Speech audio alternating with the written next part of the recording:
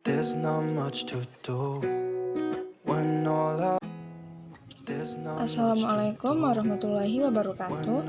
Nama saya Adristi Amanda Ramadhani dari kelas 12 IPA 3. Kali ini saya akan mempresentasikan konsep perubahan dan keberlanjutan dalam sejarah. Perubahan dalam sejarah dapat dikatakan sebagai peristiwa yang terjadi di dalam setiap kehidupan masyarakat. Cepat atau lambat, manusia pasti akan mengalami perubahan. Perubahan yang terjadi pada masa lalu pasti akan mempengaruhi masa yang akan datang. Konsep perubahan menurut para ahli dan tokoh. Yang pertama, menurut para ahli, yaitu Heraklitus yang hidup pada tahun 940-480 sebelum Masehi, mengartikan perubahan dalam sejarah adalah pantarei, atau tidak ada hal yang tidak berubah. Kemudian, menurut tokoh yaitu Roslan Abdul Ghani, ilmu sejarah dapat diibaratkan sebagai penglihatan pada 3 dimensi, yaitu di masa lalu, masa kini, dan masa yang akan datang. Contoh dari perubahan dalam sejarah yaitu peristiwa proklamasi kemerdekaan Indonesia pada tahun 17 Agustus 1945. Perubahan yang awalnya Indonesia merupakan negara terjajah, sekarang menjadi negara yang merdeka. Jenis perubahan dalam sejarah. Jenis perubahan dalam sejarah itu ada 4. Yang pertama revolusi, yang kedua evaluasi, yang ketiga progres, yang keempat regres. Yang pertama adalah revolusi. Revolusi adalah perubahan secara cepat.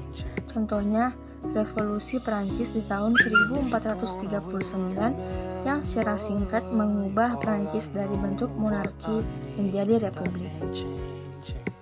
Yang kedua ada evolusi. Evolusi adalah perubahan secara lambat.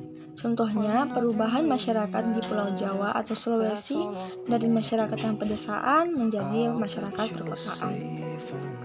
Kemudian yang ketiga adalah progres. Progres diartikan sebagai perubahan ke arah yang lebih baik. Contohnya, modernisasi di benua Eropa di abad ke-18. Yang keempat, regres. Regres diartikan sebagai perubahan ke arah yang lebih buruk.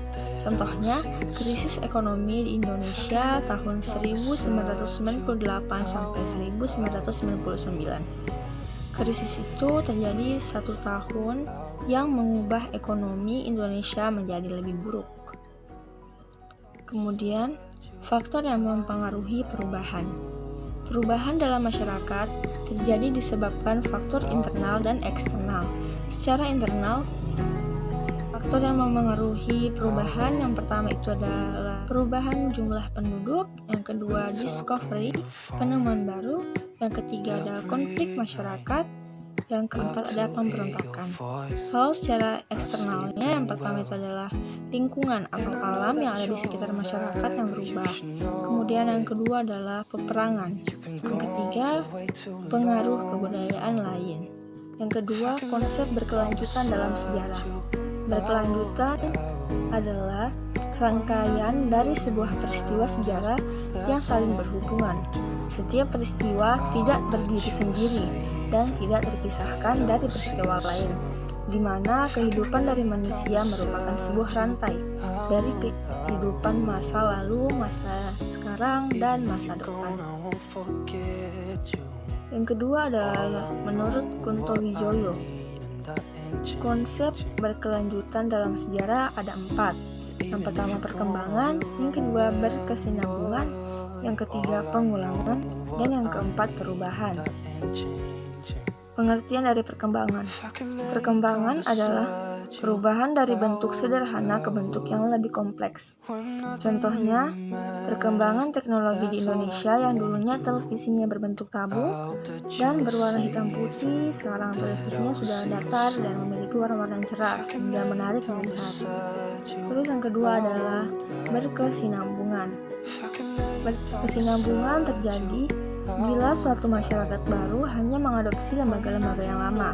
Contohnya, kebijakan yang dilaksanakan Belanda ke Indonesia yaitu pada masa penjajahan yang awalnya kebijakan kolonialisme adalah terusan dari sistem kebijakan paternalisme yang menurut dari kesinambungan itu sendiri mengatakan bahwa masyarakat baru hanya meneruskan ataupun mengadopsi lembaga yang telah ada.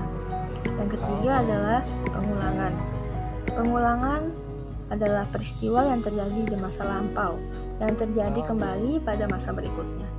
Contohnya, di tahun 1966, mahasiswa melakukan demo yang mengakibatkan jatuhnya pemerintah Presiden Soekarno. Dan pada tahun 1998, mahasiswa melakukan demokrasi yang mengakibatkan jatuhnya pemerintahan Presiden Soeharto. Meskipun berbeda latar belakangnya, tapi konsepnya tetap sama. Yang keempat ada perubahan. Perubahan adalah terjadinya perkembangan yang terjadi dalam waktu lumayan singkat. Contohnya, di revolusi industri di Inggris. Contoh lainnya, para petani pertama kali menggunakan cangkul, kemudian menggunakan kerbau, setelah itu menggunakan traktor. Demikian presentasi saya tentang konsep perubahan dan keberlanjutan dalam sejarah. Kurang lebihnya mohon dimaafkan. Wabillahi taufiq wal hidayah. Wassalamualaikum warahmatullahi wabarakatuh.